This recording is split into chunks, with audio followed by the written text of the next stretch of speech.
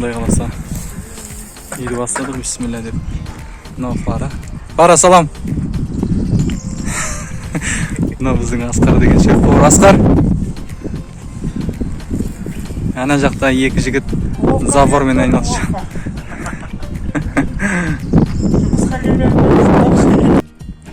Мына жігіт деген біздің шеф-повар. Оның аты Асқар. Лиси болып кетті, Лиси.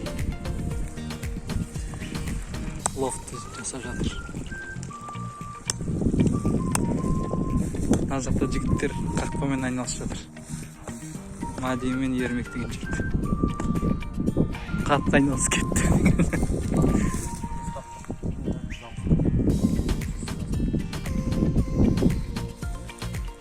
Табиғат қандай керемет.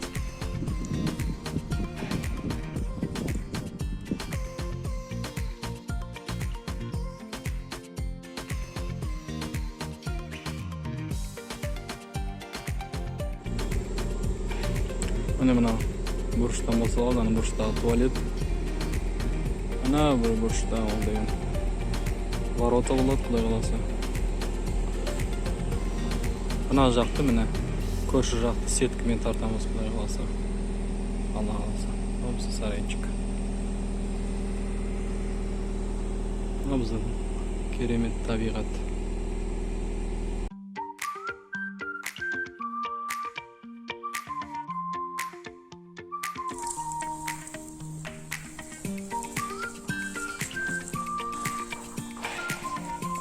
Ой, малайыз, аяғымен бас. Аяғымен баста суырып ала берді, я. Суырып ала берді. Молодец. Мама сәлем де. Мен жұмыс істеп жатырмын де.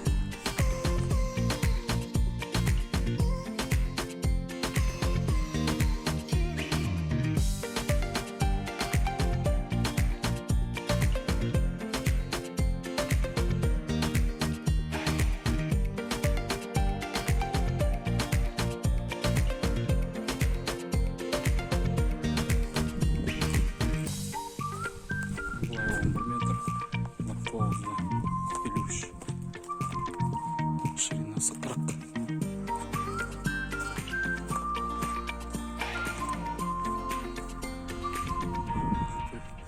Кремик жері қалды. 4-15-2.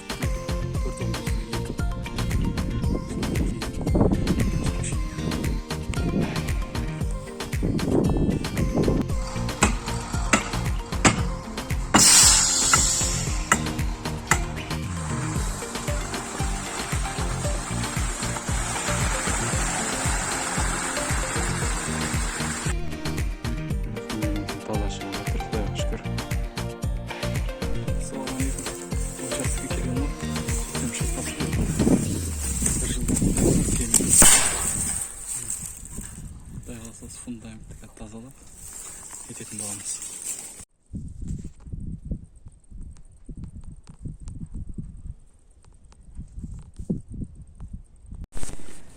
Міне фундаменттің ішіндегі шөбін орып тастадым. Енді Құдай қаласа гидроизоляция жасаймын қазір. 20 литрден 40 килограмм алып алдым. Екеуін бір white spirit, енді сонымен араластырамын. Көреміз не болады. Бір резиновый перчаткамен бір щетка алдым. Щетка мықты болу керек екен. Натуральный ворс дейді. Біз енді көреміз деп, Құдай қаласа. Так. Міне достар, битумный мастиканы алдық, аштық. Сосын white spirit'тің 4 литрліктің где-то 2 литрінің 1/8-ін құйдық, араластырдық. Көз көрістейін. Негізі өз қою болады, араластырмаса болмайды оны. Соляркамен, растворительный болмаса white spiritпен сұйық қылдық. Ағатындай. Әпсе өз қою шығады негізінде. Алайын жақып көрейік. Мен уже бастап қойдым. Кішкене бүйтіп. Мынандай бір щетка алынды. Өздеріңіз көріп отқандай.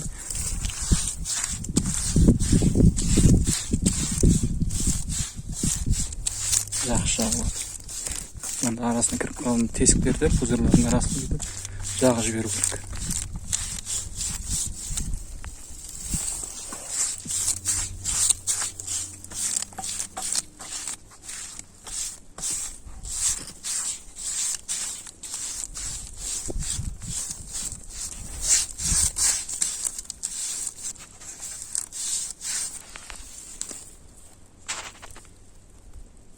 өте жақсы шығады.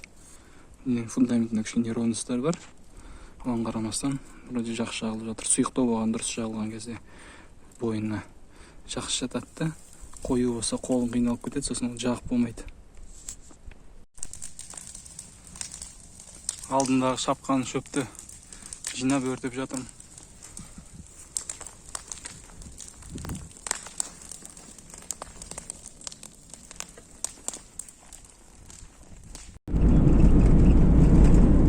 Участокмен барады.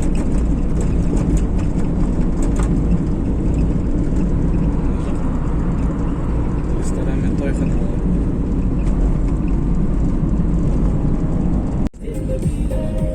Қызылқайрат келеді.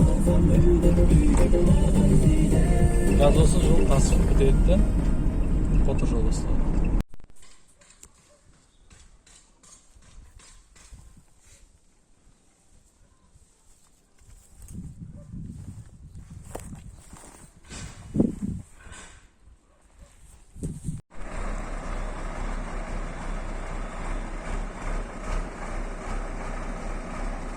Ары қоясың ба? Ана ортаға түсіріп ана колоннаның несіне стойкың жанына. Ассалаумағалейкум достар. Бүгін біз мына участокқа келдік. Құдай қаласа, мына екі колоннаның ортасына бір перегородка бөлменің ортасынан бір астынан құймадық біз. Енді соны астынан қазір зүліп кішірек фундамент құямын да, үстінен сплиттерный блокпен құдай қаласа көтеріп шығатын боламын. Мына опаловка, біз мына сплиттерный кірпіштерді алып қойдым. Енді құдай қаласа бастаймын. Бұл жақта кішкене су жоқ болатын. Суды әлі қостырғам жоқ, бәрінде бар. Тек мен әлі қостырып көрмедім. Сол үшін бөшкемен су алып келдім. Ал былай свет бар, тоқ түсіріп қойғам. Міне бір столбтың тартылып тұр төмен қарай. Ана заборға пока түсіріп қойдық, кейін столбы қойып өзім үй біткен соң тарта саламын.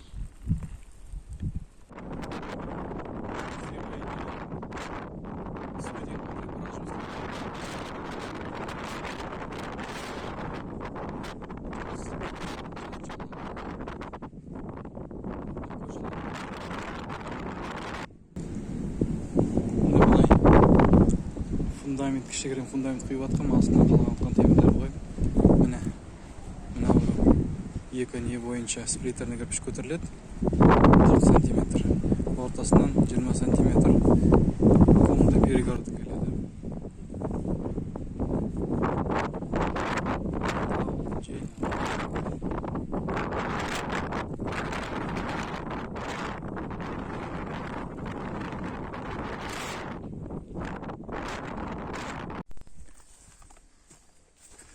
Менің кухням. Бүгін обедке помидор қияр, жұмыртқа асылған, және жерде биг бон жұмыртқа асылған жұмыртқаны турап қойдым еттің орнына деп. Көрінбейді бірақ. Тефаль тоқ түсіргем. Тефальмен алып кетіп чай ішіп отырмын. Заварить етіп. Мынандай лазерный уровень сатып алған. Комплектте андай жәшігінде очки бар, запасный батарейка, пульті бар, барлығы бар. Жақсы екен. Так, міне қарап отырмыз. Ана бұрышын 50, ана бір бұрыш, түп үйдің бұрышын 5 сантиметр алғам. Мына жерді көрейік қанша болады. Міне 145 дейді. 145 па қанша? 150 дейді. 150, таза 150, яғни мынамен алсақ болады екен. Мына жерде 145 деп тұр. Мына сплиттерный блокпен ала береміз. 150 деп тұр. Осы 150-де жазып қоямыз. Үйдің схемасы осы жерге жазамыз. Так.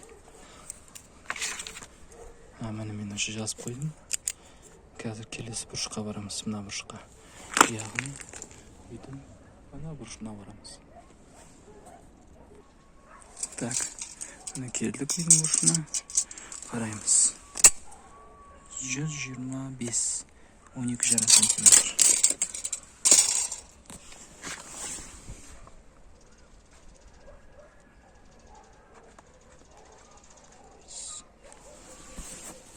Кеттік басқа бұрышын көрейік. Дәл осылай барлық бұрыштарды өлшеп шығатын боламыз. Келдік. Қараймыз қанша дейді. 11,5. Яғни 115 деп жазамыз. Мына бұрышқа барамыз сосын.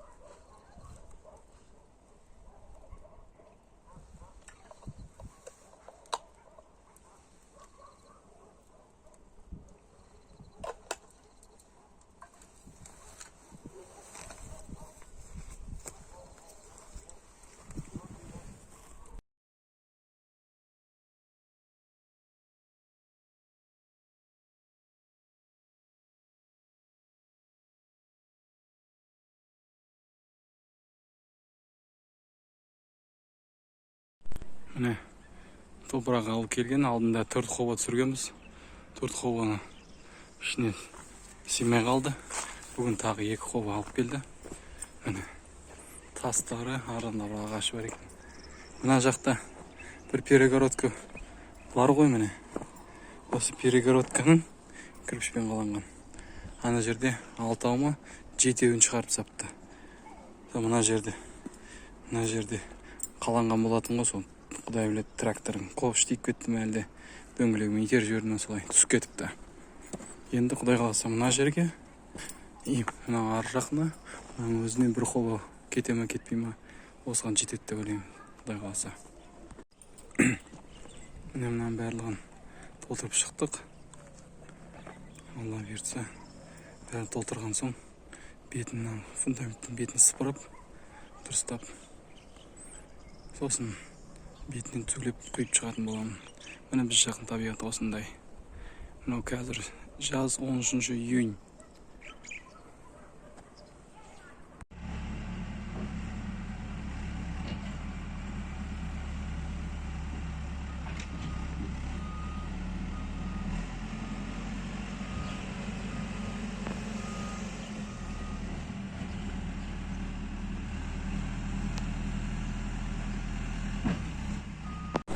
Bismillah деп кіріп жатырмын.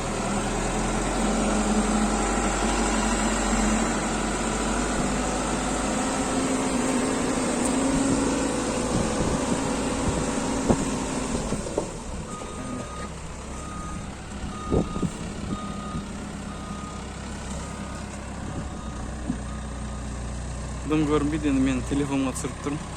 Іздеп көресіздер өздеріңіз.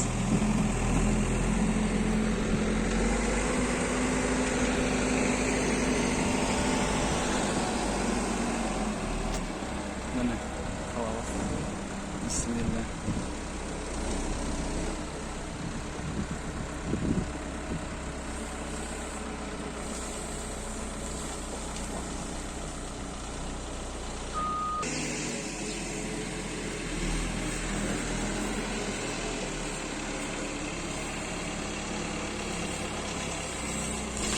Міне.